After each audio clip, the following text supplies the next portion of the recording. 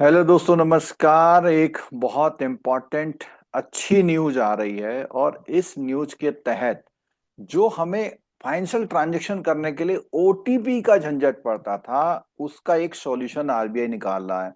दुनिया के बहुत से देशों में बहुत अलग अलग तरह के जो है इस तरह के ट्रांजैक्शन वेरीफाई करने के तरीके हैं। इंडिया की अगर हम बात करें तो आज भी बहुत से ऐसे प्लेसेस हैं जहां पर पर्टिकुलर मोबाइल नेटवर्क आता ही नहीं। अब मान लिया आपने बीएसएनएल का सिम ले रखा है और कहीं पर आप जा रहे हैं और वहां पर वो सिग्नल नहीं है, तो आपको कोई ट्रांजेक्शन करना तो नहीं कर पाएंगे।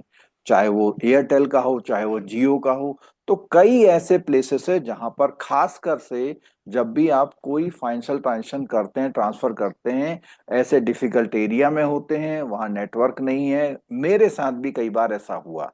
मुझे कोई ट्रांजेक्शन करना है, वहां पे नेटवर्क नहीं आ रहा, तो ओटीपी नहीं आ रहा, तो ट्रांजेक्शन हो ही नहीं सकता।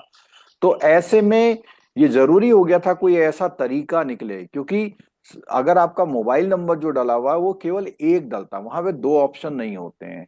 और कई सारे जो फ्रॉड करने वाले लोग हैं उन्होंने क्या तरीका अपनाया है कि वो ओटीपी आपको भेजते हैं और आपसे ही पूछ के ट्रांजेक्शन कर लेते हैं। ऐसे बहुत सारे केसेस हमने देखे हैं। तो दोस्तों, ये न्यूज जो आई है, आरबीआई की न्यूज आई है, इस न्यूज में पर्टिकुलरली आरबीआई ने कहा है कि हम जो 1 अप्रैल से, जो आने वाला 1 अप्रैल है, वहां से हम इन ट्रांजेक्शन्स के लिए ऐसा करेंगे कि कोई और तरीका अपनाएंगे जिससे कि हम लोग बिना ओटी के भी ट्रांजेक्शन कर पाए। और इसमें अगर हम बात करते हैं तो इसमें विशेष जो ट्रांजेक्शन्स हैं, आपका बायोमेट्रिक हो सकता है। बायोमेट्रिक में एक बात है कि आजकल अधिकतर लोगों के पास दो दो सिम होते हैं।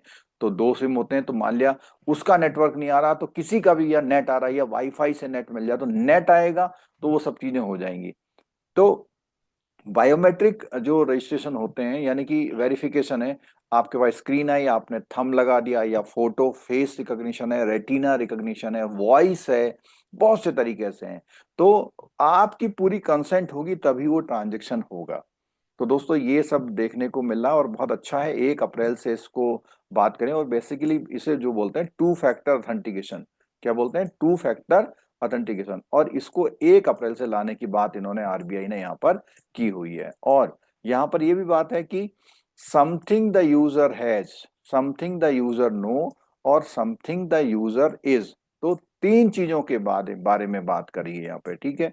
पासवर्ड, एसएमएस बेस्ड ओटीपी, पास फ्रेज, और पिन, कार्ड हार्डवेयर यानी मशीन में जहां डालते हैं, सॉफ्टवेयर टोकन मिल जाता है। तो ये सारे तरीके जो हैं एक ऐसे हैं कि किसी भी तरह से हम यूजर को जाने कि यूजर वही है, और यूजर है तो उसका वेरिफिकेशन हम यहाँ पे कर सकते हैं। इसके अलावा बात आती है कि फाइनेंशियल सेक्टर जो प्लेयर्स हैं, वो अभी तक जो है एसएमएस बेस पर ही जो भी ट्रांजेक्शन सारे करते हैं। अब इसके लिए नया मैकेनिज्म जो है दुनिया के देशों से जो भी चलता है वहां से भी लेके आया गया है। और पहले इन्होंने बोला था कि फरवरी 2024 में हम ऐसा करेंगे, लेकिन अब इसको जो है रियलिटी में लेके आ रहे हैं। और ये जो रियलिटी है 1 अप्रैल से ये लागू हो जाएगी। तो आपके वहाँ जो पासवर्ड चुराने की जो घटनाएं होती थी, वो घटनाएं अब जो हैं क्या हो जाएंगी, खत्म हो जाएंगी। तो दोस्तों, इस वीडियो में हमने ये बताया आपको कि अब नया वाला जो सिस्टम आ रहा है उसका आप कैसे यूज कर सकते हैं, और इसके अलावा नेटवर्क की प्रॉब्लम भी दूर हो जाएगी।